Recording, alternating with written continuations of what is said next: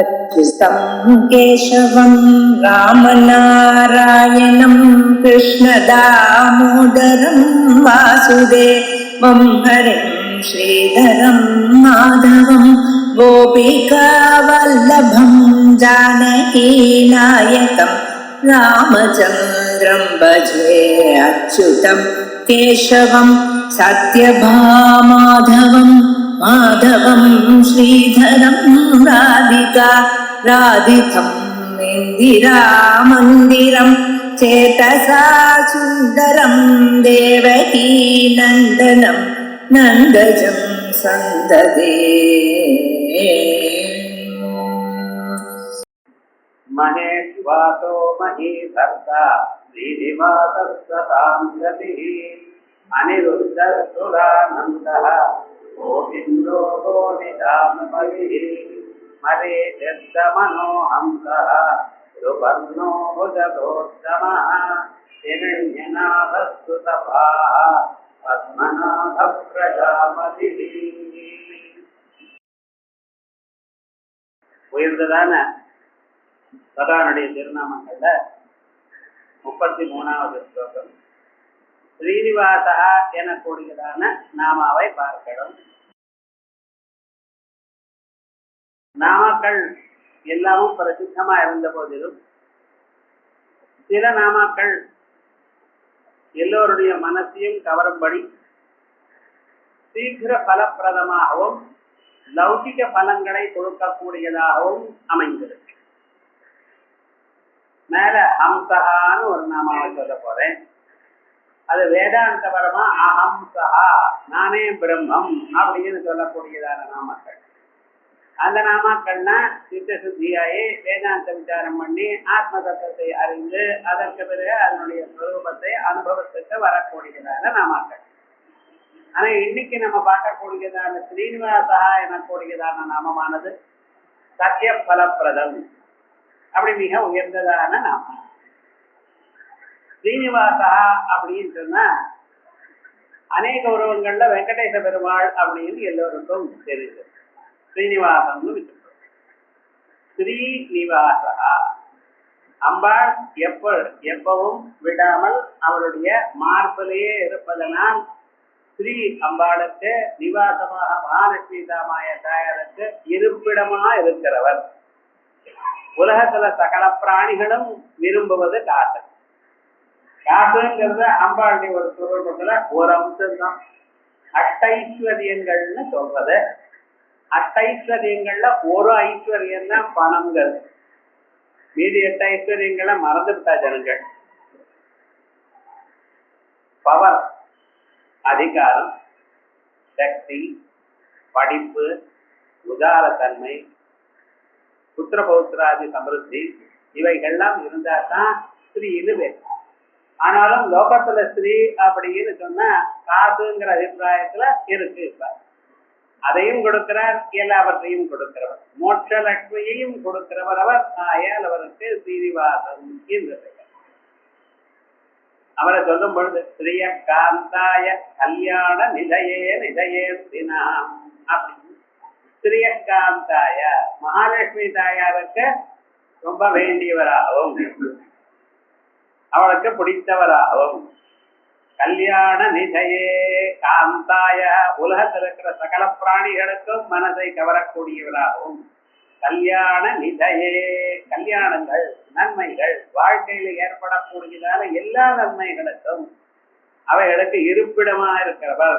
நிதையே அர்த்தினாம் ஸ்ரீ வெங்கட நிவாசாய. வெங்கடன், வேம் அப்படின்னா பாபம்னு அர்த்தம். வெம்முன்னு சொல்லக்கூடாது, அது தீர்க்கம். அது வேங்கட நிவாசாய. வேம் கடயதீதி வெங்கடா.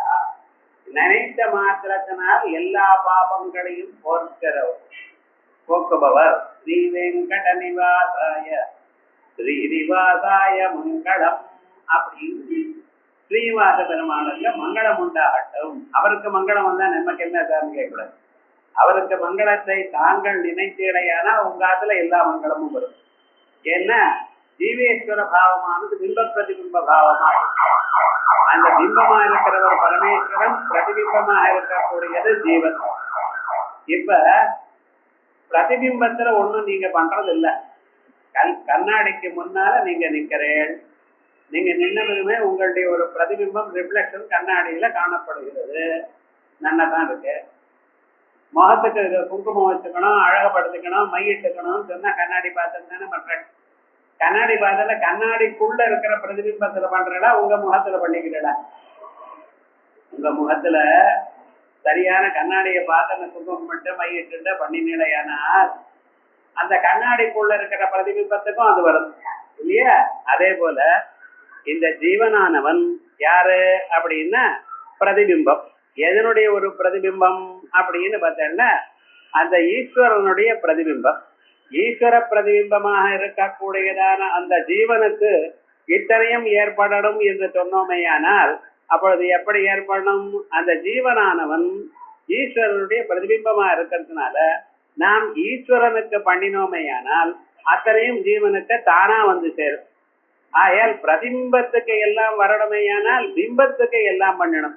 பிம்பத்துக்கு பூஜை பண்ணினீழையானால் பிரதிபிம்பத்துக்கு அந்த பூஜையானது வந்து சேரும்.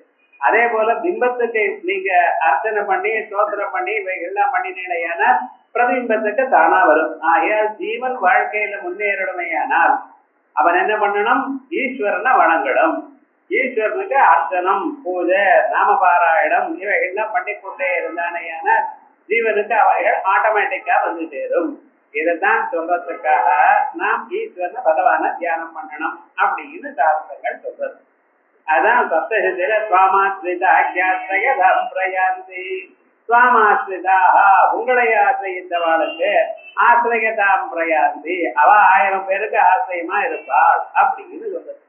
ஆகையால் துர்கே ஸ்ருதா ஹரதி தீதி மதேஷ ஜந்தோ சப்தை ஸ்ருதா மதிமதீவ சுபாம் ததாதி. யார பயந்து இருக்காளோ, யார கவலையோட இருக்காளோ அவ நமஸ்காரம் பண்ணினா அவளுக்கு பயமும் கவலையும் போயிடும். சுத்தா இருக்கிறவ அவ பூஜை பண்ணினால அதிமதீவ சுபாம் ததாதி, மேலும் மேலும் நல்ல விதமான கொடுப்பாளாம். தாரித்ரிய துக்க பயாரணி காப்பதன்ய. தாரித்யம், துக்கம், பயம் இவைகள்லாம் போக்குவோம் நீங்க தவிர வரையாது அப்படின்னு சொல்ற. ஆயால் அப்படிப்பட்டதான எப்பொழுதும் உலகத்தில் இருக்கிற சகல பிராணிகளும் எந்த அம்பாளை தியானம் பண்றாளோ, எந்த அம்பாளுடைய ஒரு அனுகிரகத்துக்காக காசுக்காக எப்பொழுதும் ஒரு தியானம் பண்ணி கொண்டிருக்காளோ, வழிபடுகிறாளோ, அப்படிப்பட்டதான அம்பாளே சர்வகுணாபிராமனாக இருக்கார் அப்படின்னு நினைச்சிட்டு அவரை தான் செலக்ட் பண்ணினாளா. ஆகையால்தான் அந்த மகாவிஷ்ணு என்ன பண்ணினார்? எடுத்த நம் மார்பதை வச்சிருந்தார் அப்படின்னு அந்த புராணமானது சொல்றது. ஆகையால் ஸ்ரீனிவாசா அப்படின்னு சொன்னா மகாலட்சுமி தாயாருக்கு இருப்பிடம். ஆகையால் தான் அங்க தனியாக தாயாருக்கு கோவில் இல்லை. அது ஏதோ சண்டை வந்தது அப்படின்லாம் போன பாட்டுல அதுல பார்த்த பத்துல அது இல்லை. இதெல்லாம் ஜனங்கள் சொல்றது. ஆதி தம்பதிகளை அவளுக்கு சண்டை வருமா? யார நினைச்ச மாத்திரத்தினால தாம்பத்தியம் நன்றாக இருக்குமா அவளுக்கு சண்டை கல்பிக்கலாமோ? இல்லை. ஆனா என்ன அர்த்தம்? வெங்கடேச பெருமாள் அவருடைய மார்பிலேயே மகாலட்சுமி தாயார் எப்பொழுதும் இருக்க. அதுக்காக அந்த ஆகம சாஸ்திரத்துல தனியாக ஒரு தேவாலயம் இல்லை. ஆகம சாஸ்திரப்படி அவர் மரபிலேயே இருக்கிறதுனால அம்பாள் தனியாக ஒரு அர்த்த விக்கிரகம் அந்த கோவில்ல அமைஞ்சுக்கொண்டார்.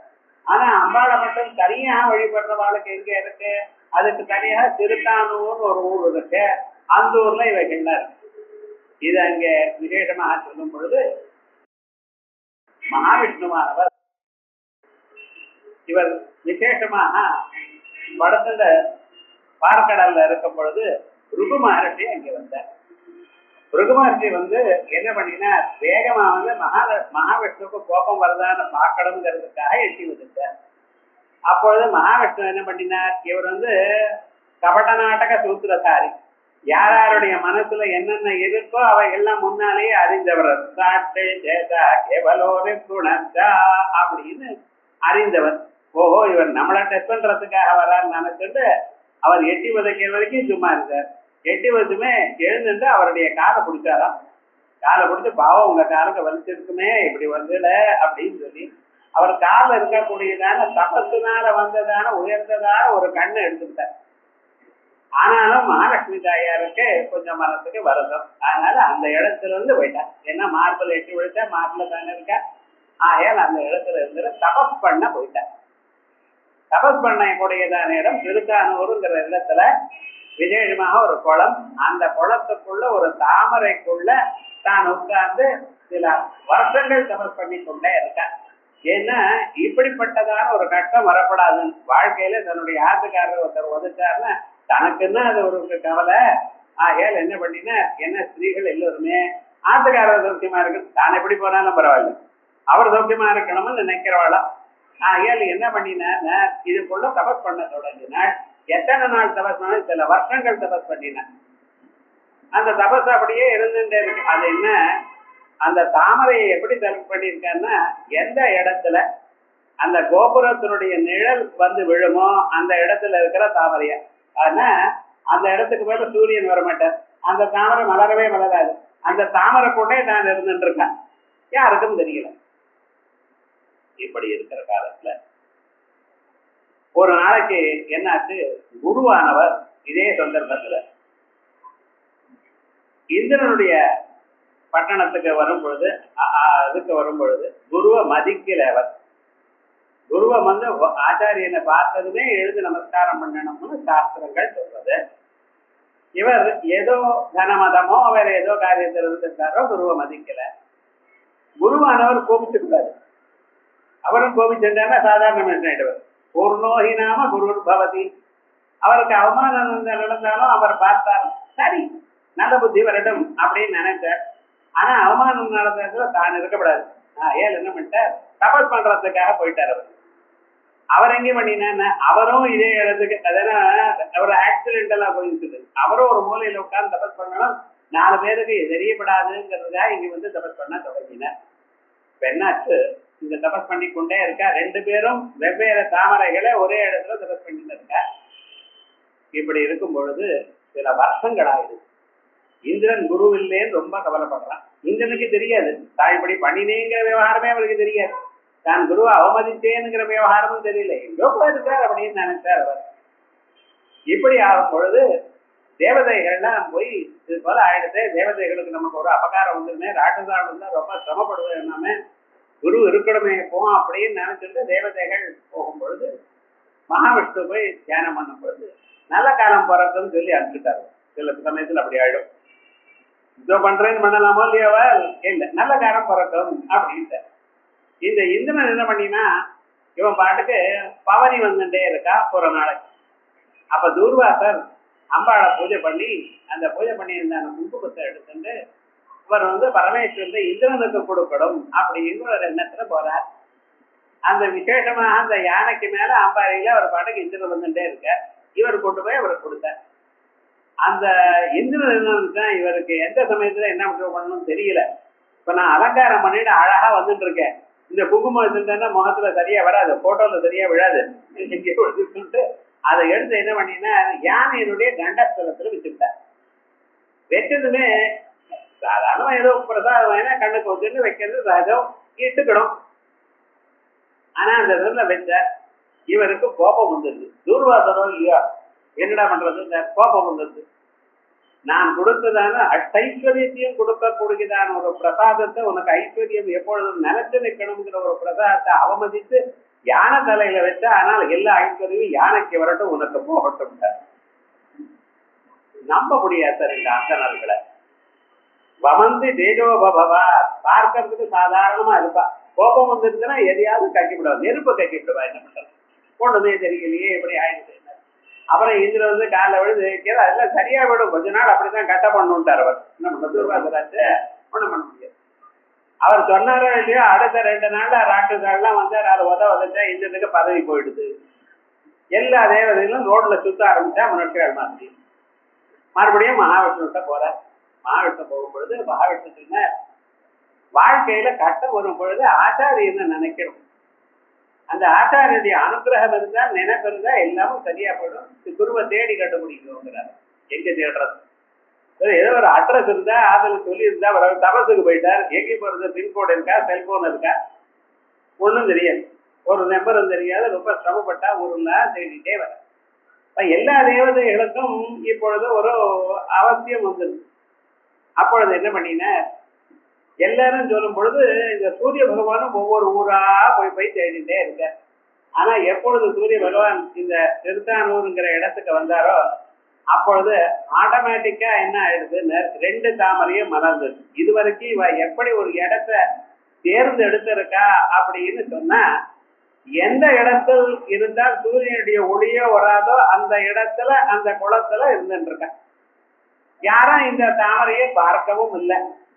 அது ரொம்ப ஆழமாக நடுவா இருக்கு. ஆனா இந்த கோபுரனுடைய நிழல் அது மேல விழுந்துட்டே இருக்கு. சூரியன் வர பரியந்தம் இன்னைக்கும் நீங்க போய் பார்க்கலாம். திருத்தானூர்ல அப்படி ஒரு இடம். சூரியன் இங்க வந்ததுமே என்னாச்சுன்னு, நிஜமாக சூரியன் அந்த இடத்துக்கே குளத்துக்கிட்டே வராதவர். வந்ததுமே 2 தாமரையும் மலர்ந்து. அது தாமரையுடைய சுபாவம், யாரும் நோன்னு சொல்ல முடியாது. தாமரையுடைய சுபாவம் என்ன, சூரியனை கண்டதுமே மலர்வது. 2 மலர்ந்து 2 மலர்ந்து இவர் தபஸ் பண்ணிட்டு அதுக்குள்ள இருக்கா, கண்டுபிடிச்சுட்டார். வேற யாரும் இந்திரன் வரல, இவரே வந்து நமஸ்காரம் பண்ணி 2 பேரையும் இப்படி சொன்னதுமே என்ன பண்ணினா, குருவானார். ஓஹோ அப்படியா, தன்னுடைய தப்ப உணர்ந்தானா, நான் வரேன் அப்படின்ட்டு குருவானவர் இந்திரன்ட்ட போனார். பிறகு அவருக்கு அனுகிரகம் பண்ணி அவருக்கு ஒரு மந்திரத்தை உபதேசம் பண்ணி அந்த மந்திரத்தை ஜபிக்க சொல்லி அதனால் அவருக்கு க்ஷேமம் வரும்படி அரக்கர்களை கொல்லக்கூடியதான சந்தர்ப்பம், தான் ஜெயிக்கக்கூடியதான நிலையை மறுபடியும் அமர்த்தி கொடுத்தார். அது வரைக்கும் அந்த கதை ஆயிடுச்சு. இங்க அம்பாள் என்ன ஆச்சுன்னு, இந்த இடத்துலயே உங்களுக்கு தனியாக கோவில் கட்டுறவங்க தேவதைகள்லாம் இங்க நிர்மாணம் பண்ணின. அதனாலதான் அலர்ன தாமரை, அதற்கு மேல இருக்கிற மங்கை, அதாவது அலர்மேல் மங்கை, அது இப்ப அலமேலுன்னு ஆயிடுச்சு. இப்ப எப்படி பேசுறாருன்னா, அது அப்படி போய் அலர்மேல் மங்கைன்னு வர வேண்டிய இடத்துல அலமங்கை அலமேல் மங்கைன்னு போயிட்டு அலமேலு அப்படின்னு. இப்ப என்னன்னா, யாருக்காவது அலமேலு பேர் வச்சு அலமுன்னு கூப்பிடுறான். பஞ்சாங்கத்துல அவமாங்கிற மாதிரி அலமுன்னு கூப்பிடுறான். என்ன பண்றது விவகாரம் முழுக்க இப்படின்னு.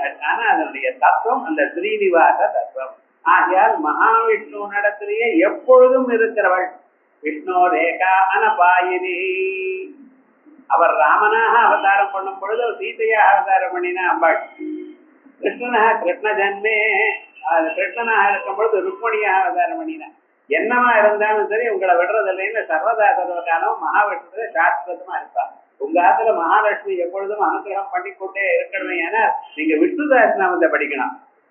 லட்சுமி அஷ்டோத்திர பூஜை பண்ணினா வரும் போறாதுன்னு, லட்சுமி அஷ்டோத்திர பூஜை பண்ணினா அனுகிரகம் வரும். ஆனா சாஸ்வதமா உங்க ஆத்திரையே இருக்கணும், சௌக்கியமாக இருக்கணும், மனசு நிம்மதியா இருக்கணும் அப்படின்னு விஷ்ணு சஹஸ்ரநாமத்தோட சேர்த்துதான் அதை பூஜை பண்ணுவோம். அதனால லட்சுமி அம்பாள் எப்ப அனுகிரகம் பண்ணுவா, மகாவிஷ்ணு அவருடைய ஆத்துக்காரருக்கு பூஜை பண்ணினா தான் அவளுக்கு சந்தோஷமா.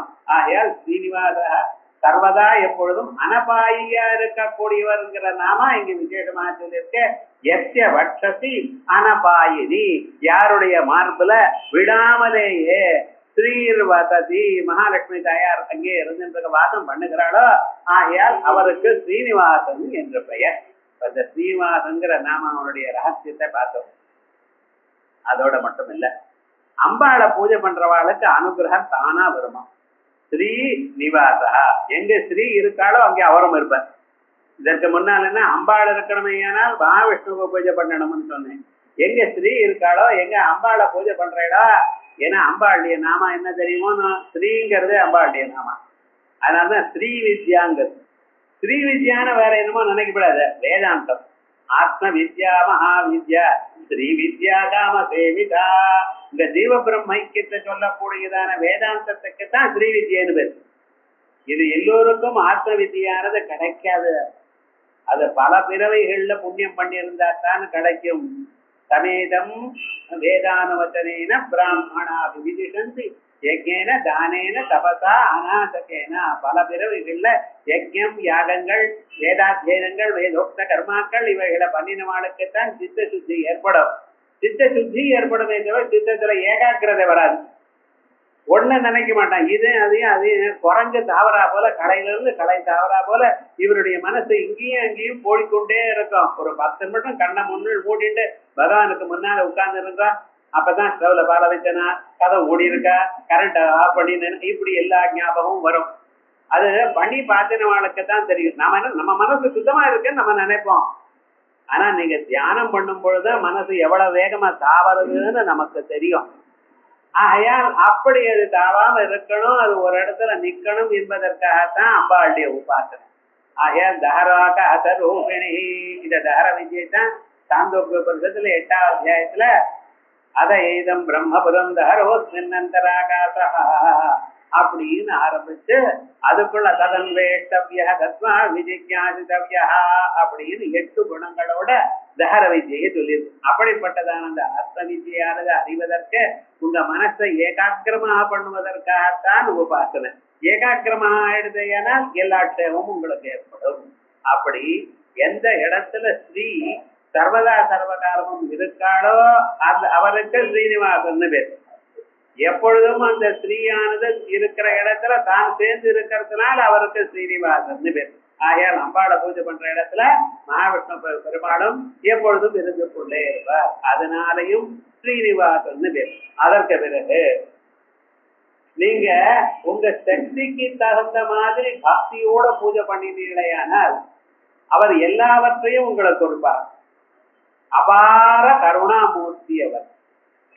அதனால்தான் ஒரு பக்தன் பிரார்த்திக்கிறான், அகம் தூரதஸ்தே பவம் போஜயுக்ம பிரணாமிச்சயாதஸ்ய சேவாம் கரோமி சகத் சேவையா நித்ய சேவா பலம் மே பிரயச்ச பிரயச்ச பிரபோ வெங்கடேஷ அகம் தூரதஸ்தே. வெகு தூரத்திலிருந்து வரேன். இதுன்னு வெகு தூரத்துல இருந்து வரேன். என்னென்ன திருமலையிலிருந்து கீழே இருந்து மேல போலாமே. பக்கம் எங்கேயோ மദ്രാஸ்ல இருக்கணும், டெல்லியில இருக்கணும், பம்பாயில இருக்கணும் இல்லையே. திருப்பதிலேயே இருக்கிறவங்க பக்தனா இருக்கலாமோ இல்லையோ. அது இல்ல, தூரதத்தேன்னு வெகு ஜன்மாக்களாக உன்னை நினைக்கவே இல்லை. எத்தனையோ ஜன்மாக்களை உன்னை நினைக்கவே இல்லப்பா. இவ்வளவு தப்பு பண்ணிவிட்டேன். அகம் தூரதத்தே பவம் போஜயுக்ம பிரணாமேச்சயா. உங்க பாத தாமரைகளை வணங்கணும் என்கிற ஆசையினால் நான் கஷ்டப்பட்டு வந்திருக்கேன். பிரணாமேச்சயா ஆகஸ்ய சேவாம் கரோமி. சக்ரத் சேவையா. திருப்பதிக்கு வந்தவாளுக்குத்தான் தெரியும் அந்த கஷ்டம். இங்க மெட்ராஸ்ல இருந்து பேசுறவாளுக்கு தெரியும்.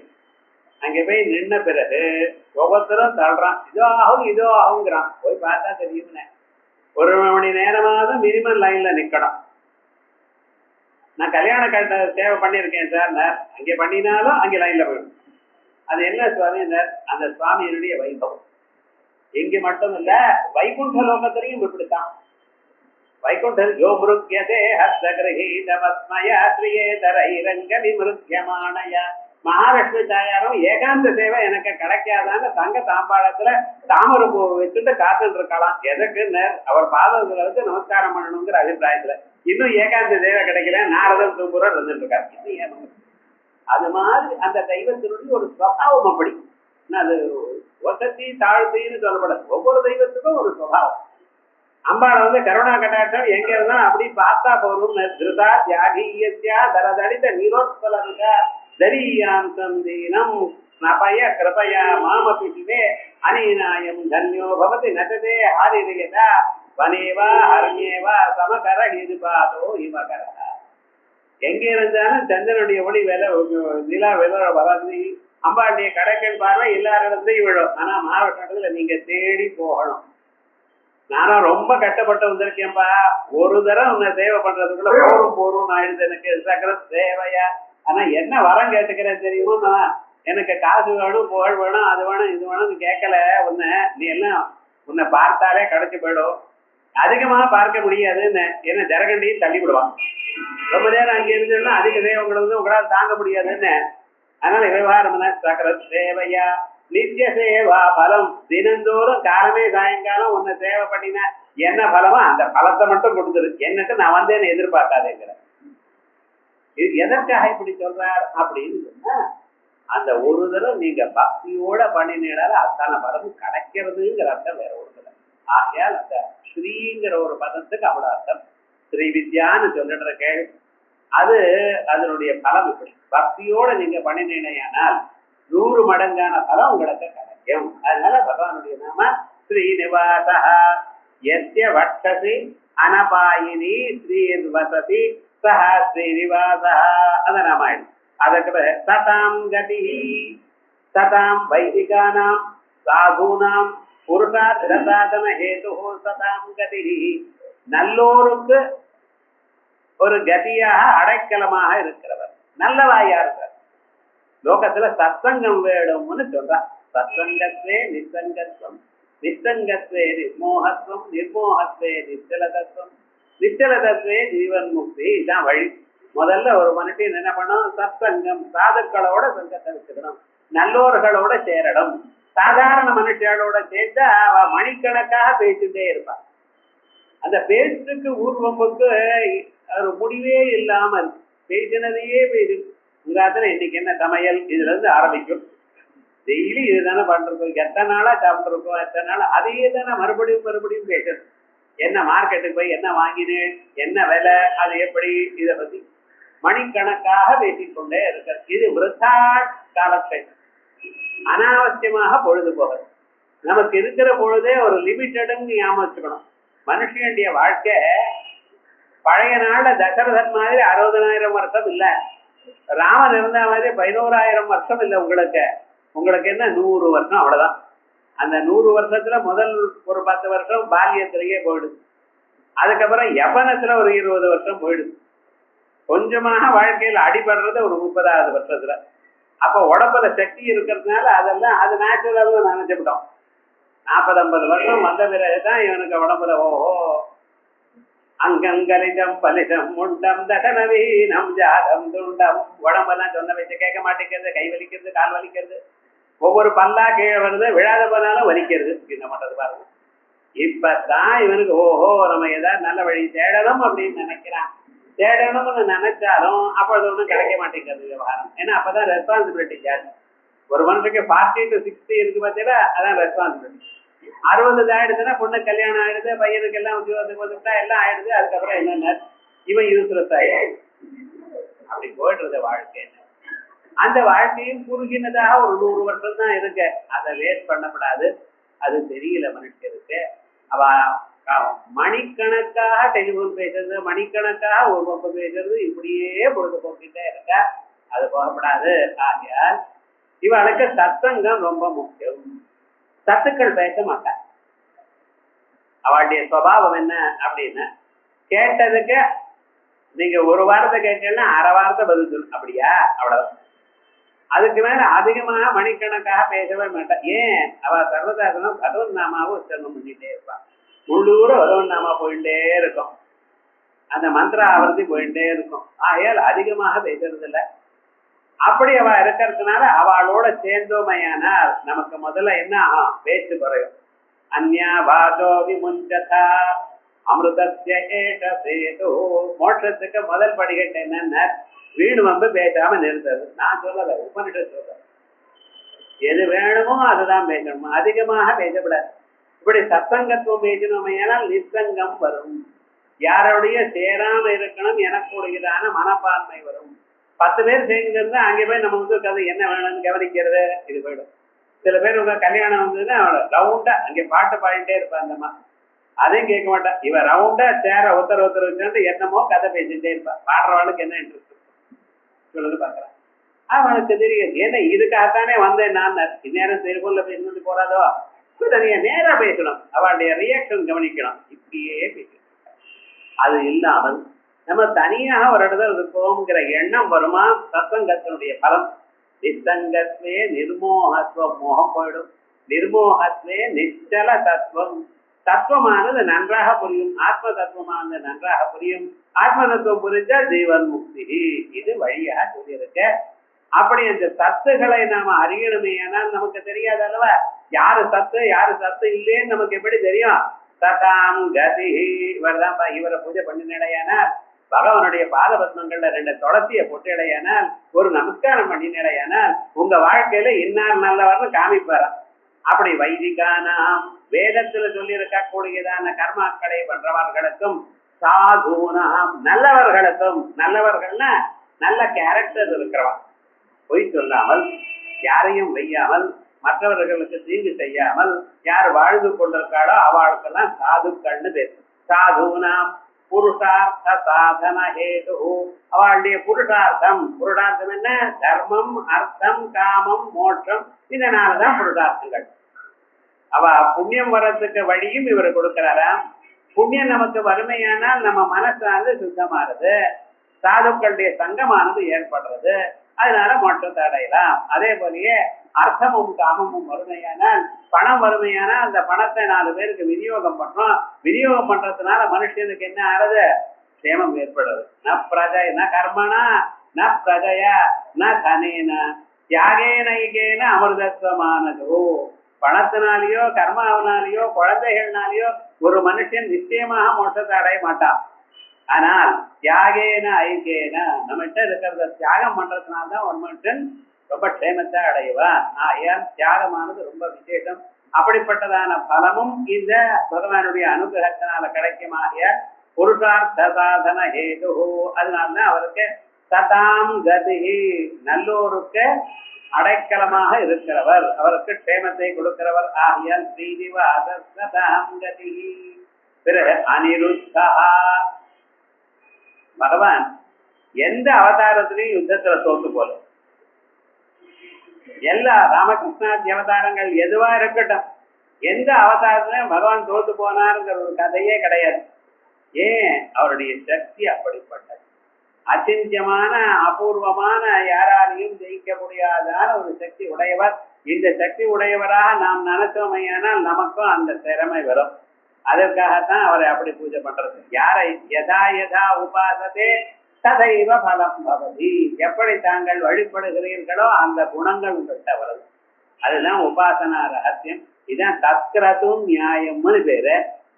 இந்த வண்டு என்ன பண்ண தெரியுமோ, முட்டையிடும் இலைக்கு பின்னால, அதனுடைய சுபாவம் என்ன பண்றது. அதனாலதான் வெத்தலை போட்டுக்கிறவெல்லாம் பார்த்தீங்களா, வெத்தலை எடுத்து நல்லா ஆரம்பி அது பின்னால இருக்கணும்னா தொடச்சு, அதுக்கும் அதுல சுண்ணாம்பு பூசி நடுவில் இருக்கக்கூடியதான காம்பை எடுத்து அப்புறம் மடிச்சு அப்புறம் தானே போட்டுக்கிறான். அதுனா அந்த பின்னால எல்லாம் முட்டையிட்டு இருக்கும். அந்த முட்டையா இருக்கிறது கொஞ்ச நாள் ஆனதுமே அது என்ன ஆகும்னு, அது சின்ன ஒரு பூச்சியாட்ட புழுவாட்டம் வரும். அந்த புழு என்ன நினைக்கிறதா, என்னை வண்டு கொட்டும் அப்படிங்கிற பயத்தினால தன்னுடைய வாயிலிருந்து வரக்கூடியதான லாலாஜனத்தினால அது அப்படியே ஒரு ஒரு அதுக்கு மேல ஒரு இதுவா போட்டுக்கிறது, ஒரு கூடாட்டம் கட்டிட்டு அதுக்குள்ள வசிக்கிறது. பாவம் அந்த புழுக்கு தெரியாது. அது என்னென்ன கொஞ்சம் காத்து வந்தது, ஏன்னால் அங்கே உள்ள இருக்கக்கூடியதான் அந்த லாலாஜலம் எல்லாம் காஞ்சு போய் அதை பிரிக்க முடியாது அப்படின்னு ஆகிடும். நாம நினைக்கிறோம் என்னமோ, இந்த 8 கால் பூச்சி செவத்தோரமா கட்டுறது பத்தியில ஒரு நூல், அந்த நூலை நீங்க அப்படி என்னென்ன போயிடும். ஆனா அந்த நூல் காஞ்சு போயிடுச்சுன்னா அது அவ்வளவு சீக்கிரமா போகாது. எத்தனை பிராணிகளா இருந்தாலும் சரி அதுக்குள்ள மாட்டிக்கும். மாட்டிருந்து அவர் பாட்டுக்கு ஆனந்தமா சாப்பிட்டு இருப்பாரு. அது பிராணம் போற வரைக்கும் காத்துன்றது. அது தட்டுக்கு பண்ணம் போனவரை சாப்பிட்டே இருப்பார். ஏன்னா அது சில பதார்த்தங்கள் காஞ்சி போயிடுச்சுன்னா அதுக்கு சக்தி ஜாஸ்தி. அதே போல இந்த பதார்த்தமா அந்த காஞ்சு போய் அதெல்லாம் தனக்குள்ளேயே சுத்தியூரும் தான் பண்ணி பியூபாங்கிற ஒரு நிலைக்கு வந்துருக்கு. அதுக்கப்புறம் என்னாச்சுன்னா வண்டு கொட்டுமோன்னு ஒரு பயம். ஆகாரம் கிடையாது. அதுக்கு பயந்துட்டே இருக்கிற காது கொஞ்ச நாளைக்கு என்னன்னா அதை கொட்டி அது பிரிச்சுண்டு இந்த பூச்சியே வண்டாயிடுதுன்னு.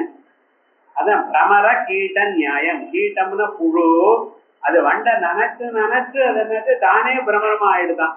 அப்படி பிரமர கீட்ட நியாயம் மாதிரி நீங்க எந்த தெய்வத்தை உபாசனை பண்ணிட்டு இருக்கீங்களோ அந்த தெய்வத்தினுடைய குணங்கள்லாம் உங்களுக்கு வரும். அதனால அவர் உதாரமா இருக்கிற பெருமாள் நீங்க தியானம் பண்ணீங்கன்னா நீங்களும் உதாரமான குணத்தை அடைவீள்.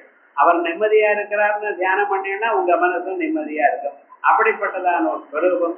ஆகையால் எந்த ஒரு யுத்தத்திலையும் எந்த ஒரு அவதாரத்திலையும் அவர் யாராலையும் ஜெயிக்கப்படவில்லை. அப்படியும் நாம் அந்த நிலையை அடைவோம். நாம் ஜெயிக்கப்படாம இருக்கணும்னா நாம எப்படி இருக்கணும்? பிரம்மமா.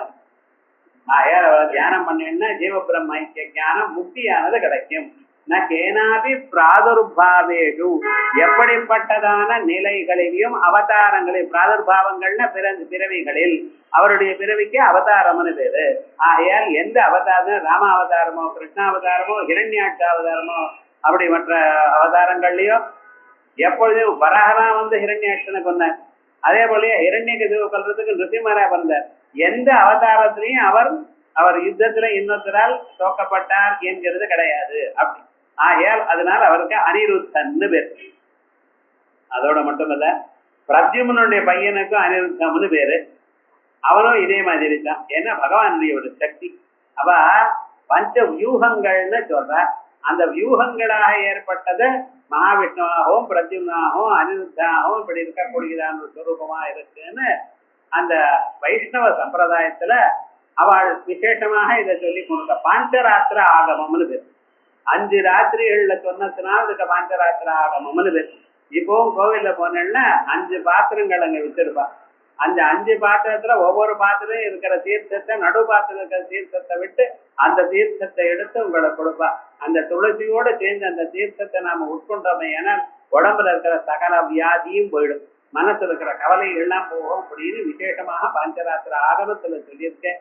அப்படிப்பட்டதான பாஞ்சராத்திர மூர்த்திகளாக பகவான் சதுர்யோகமா இருக்காருங்கிறதுக்காக விசேஷமாக அனிருத்தான்னு சொல்லி இப்படி அனிருத்தா சுரானந்தா சுரானந்தா சுரானந்தயதீதி சுரானந்தா தேவதைகளுக்கு ஆனந்தத்தை கொடுப்பார், எப்பொழுதும் தேவதைகளுக்கு க்ஷேமத்தை கொடுத்து கொண்டிருப்பாருங்கிறதுக்காக சுரானந்தா.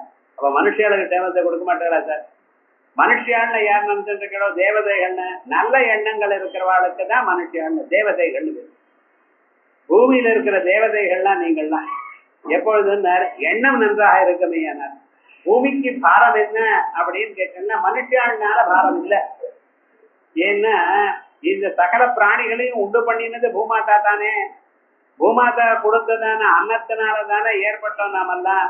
ஆகையால் மனுஷியால் பூமாதாவுக்கு எப்பொழுதுமே பாரம் இல்லை. ஆனா எப்பொழுது பாரமாகும் அவன் மனசுல இருக்கக்கூடியதான கொடிய தீய எண்ணங்கள். இந்த எண்ணங்கள் எப்ப வந்திருக்கோ அதனால மனுஷியாளுக்கு ஒரு பாரம். குழந்தைகள் அம்மாவுக்கு கவலையே இல்லை, அம்மா தான் சாப்பிடுறது கூட நிறுத்தி விட்டு குழந்தைகளுக்கு கொடுப்பா. ஆனா அந்த குழந்தைய 4 பேர் வைத்தாருன்னு வச்சுங்களேன் அவளால தாங்க முடியாது. நம்ம குழந்தைய வைறானே அப்படின்னு அந்த குழந்தைக்கு கெடுதல் வந்துருச்சு அப்படின்னு கவலைப்படுவான். தனக்கு துன்பம் வந்ததையானால் அம்மா என்னைக்குமே கவலைப்பட மாட்டான். மனுஷனுக்கு சகஜம். ஆனா தன் குழந்தைகளுக்கு ஏதாவதுன்னா தாங்க முடியாது. ஆகையால் கஷ்டம் எது? குழந்தைகளுக்கு வந்த கஷ்டம். அதே போல பூமாதாவுக்கு நிஜமான பாரம் என்ன? மனுஷியாளுடைய எண்ணங்கள் கெட்டு போறது.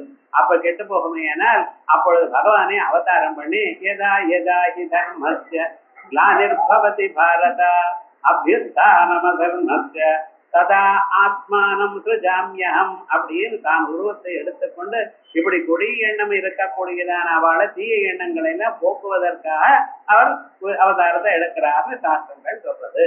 ஆகையான் வஸ்துதா இவர் என்ன தேவதைகளை ஆனந்தம் பண்ணுகிறான்னு நல்ல எண்ணங்கள் இருக்கிறவாளுக்கு சன்மார்க்கத்தில் இருக்கிறவா எல்லோரையும் காப்பாற்றுவார்.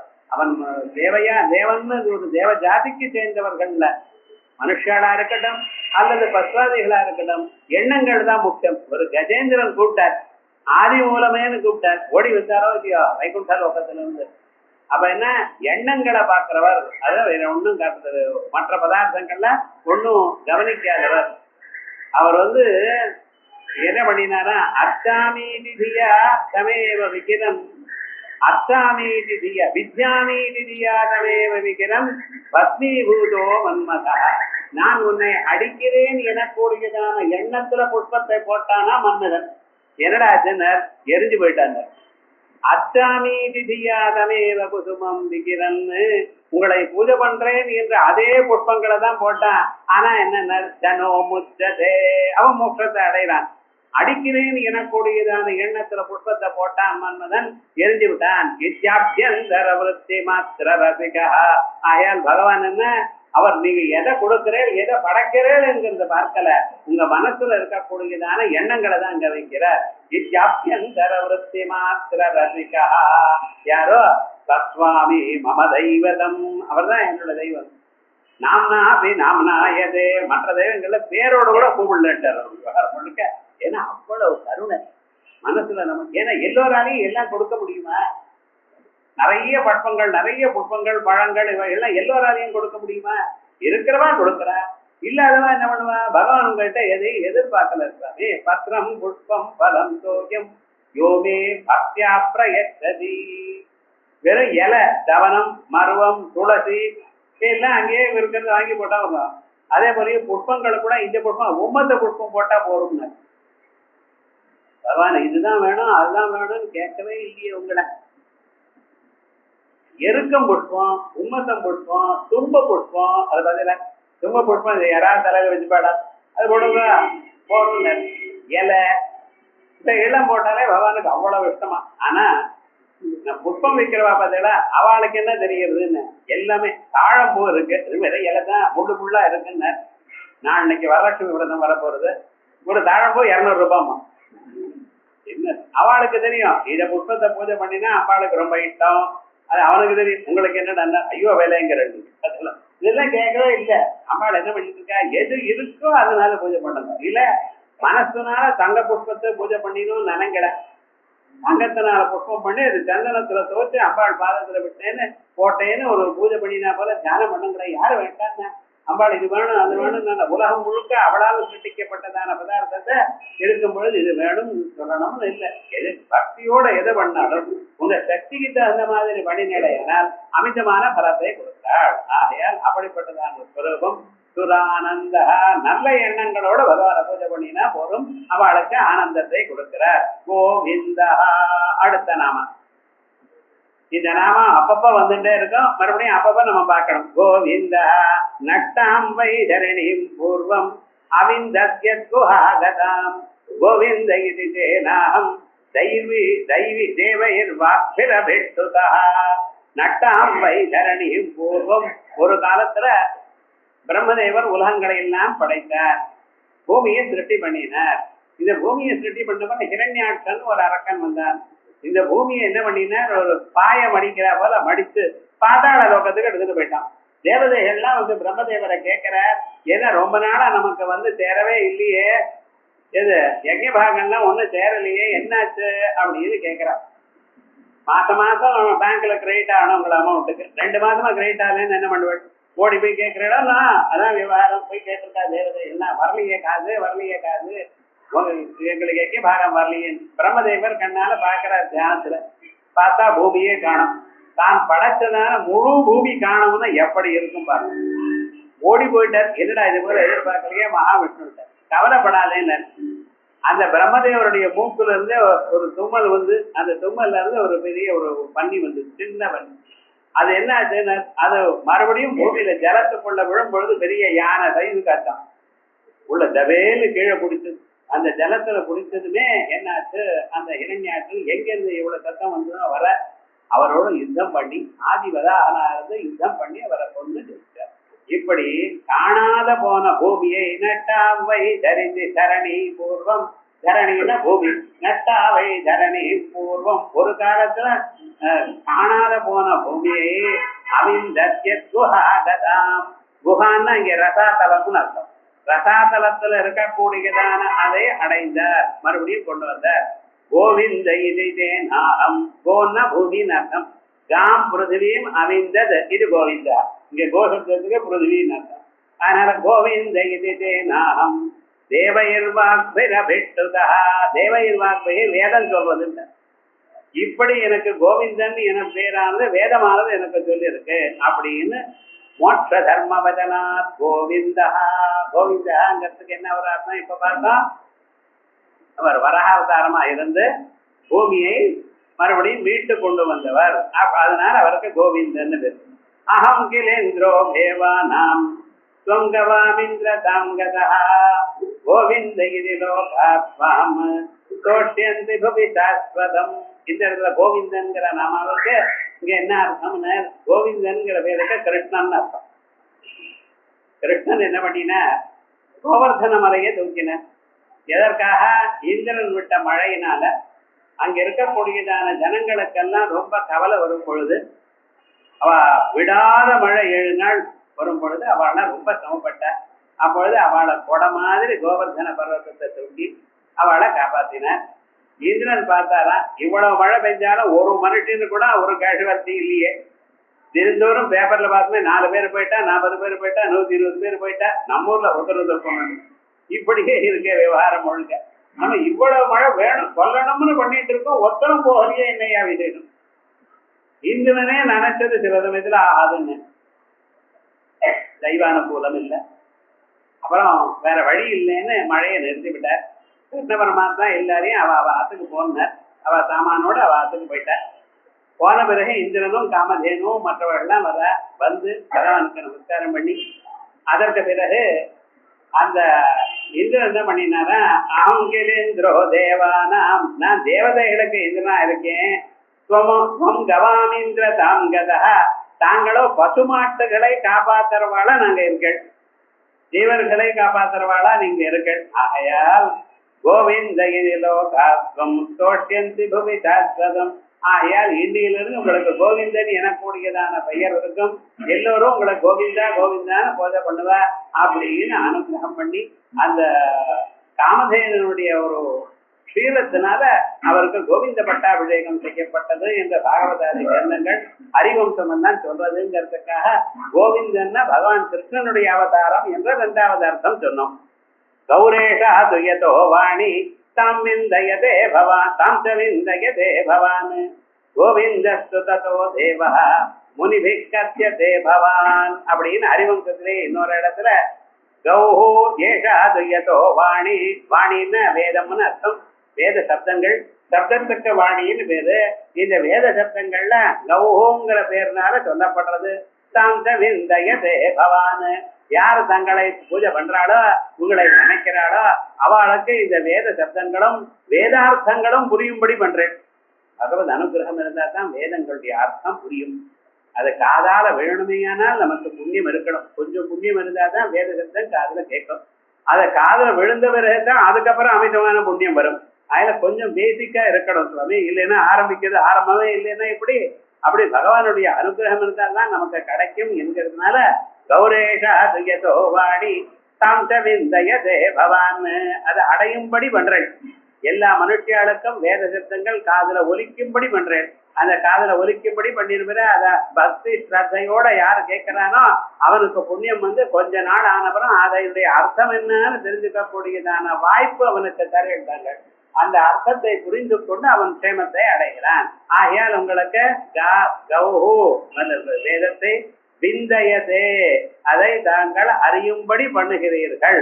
கோவிந்த சுததோ வேத முனிபி ததோ தேவ முனிபிக்கத்யதே பவான், ஆகையால் தான் தாங்கள் கோவிந்தன் என்று முனிகளால் பூஜை போற்றப்படுகிறீர்கள் அப்படின்னு ஹரிவம்சத்துல வேத வேத்தியனாகவும் வேதத்தை நமக்கு அறியும்படியான சாமர்த்தியத்தை கொடுக்கிறவராகவும் பகவான் இருக்கார். அப்படின்னு அம்பாளை பூஜை பண்ணினா அம்பாள் எதை கொடுக்குறாளா, சிவஞான பிரதாயினி, சிவஞானத்தை தான் கொடுக்குறா. நீங்க நினைக்க போல காசு கொடுக்கணும் அது கொடுக்கு, அதெல்லாம் இன்சிடென்ட் தானா வரும். ஆனா நிஜமா அம்பாள் கொடுக்கக்கூடியது சிவஞானத்தை கொடுக்குறார். அதே போலயே பகவானை பூஜை பண்ணினீங்கன்னா பகவான் உங்களுக்கு ஞானத்தை கொடுக்குறார்.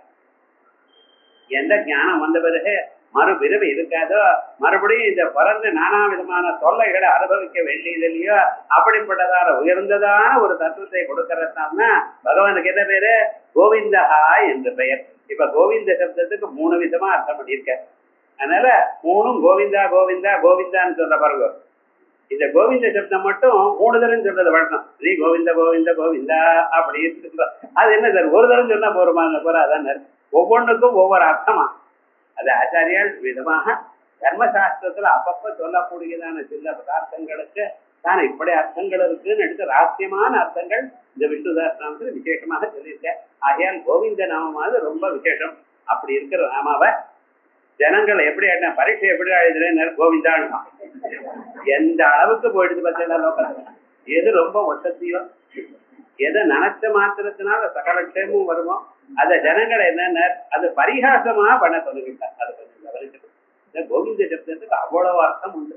அதனால்தான் அச்சுதா அனந்த கோவிந்த நாமத்ரய பேஷஜம், அச்சுதா அனந்தா கோவிந்தா எனக்கூடியதான 3 நாமாக்களை சொல்லி ஒரு மனுஷன் தீர்த்தத்தை குடித்தானே ஆனால் அவன் உடம்புல இருக்கிற சகல வியாதியும் போயிடும், அவன் மனசுல இருக்கக்கூடிய சகல ஆதியும் போகும். ஆகையால் தான் ஒவ்வொரு நாளும் ஒரு 5 தரமாவது நீங்க ஆசமனம் பண்ணணும்னு சொல்லியிருக்க. விசேஷமா இந்த கோவிந்த நாமத்துக்கு இவ்வளவு விசேஷம் இருக்கு. அதனால்தான் ஆச்சாரியால் தனித்தனியாக கோவிந்தாங்கிறதுக்கு 3 அர்த்தமும் தனியா வரணும்னு 3 ஸ்லோகங்களை சொல்லியிருக்கார். இது ஹரிவம்சே இப்படி. அதுக்கப்புறம் கோவிதாம்பதி பகவானுடைய நாமக்கள்ல இன்னொரு நாமம் கௌஹோ வாணி தாம் விந்ததி கோவிந்தா தேஷாம் பதிஹி பதிஹி விசேஷேனா இது கோவிதாம்பதி. முன்னால சொன்ன அர்த்தம்னா கௌஹோன்னா வேத வாக்கியங்கள்னு அர்த்தம். அந்த வேத வாக்கியங்களை அறியும்படி அறிந்தவர்கள் கோவிதா. கோவிந்தா இல்ல, கோவிதாள். கோன வேதம், வேதத்தை அறிந்தவர்கள், வேதத்தினுடைய அர்த்தத்தை அறிந்தவர்கள், வேதோக்தமான கர்மாக்களை அறிந்தவர்கள், வேதங்கள் எல்லாம் எப்படி பகவான போற்றுகிறதோ அந்த தத்துவத்தை அறிந்தவர்கள். அவ வேத வித்யா சம்பன்னாள். அப்படிப்பட்டவாளுக்கு கோவிதாள்னு பேர். முன்னால சொன்னது கோவிந்தா, இப்ப சொல்றாள் கோவிதாள். அந்த கோவிதாளுக்கெல்லாம் பதிகி, அவளுக்கெல்லாம் அதிபதியா இருந்து கொண்டு அவள் வாழ்க்கையில ஒரு துன்பமும் இல்லாம அவளை காப்பாற்றி கொண்டிருக்கிறவர். ஆகையால் கோவிதாம்பதி. ஆகையால் பகவானுடைய நாம கோவிதாம்பதினு பேரு. மகேஷ் வாதோ மஹீபஸ்தா ஸ்ரீனிவாசஸ்தாம் கதி அனிருத்த சுரானந்த கோவிந்த கோவிதாம்பதே அப்படிங்கிற நாம வரைக்கும் பார்த்தோம். அடுத்தது மரே ஜமனோ ஹம்ச சுபர்ணோபுஜகாத்தம இரண்யநாவஸ்துதபாஹ பத்மநாப பிரஜாபதி அப்படிங்கிற நாமக்கள். இதை நாளைக்கு கவனிப்போம்.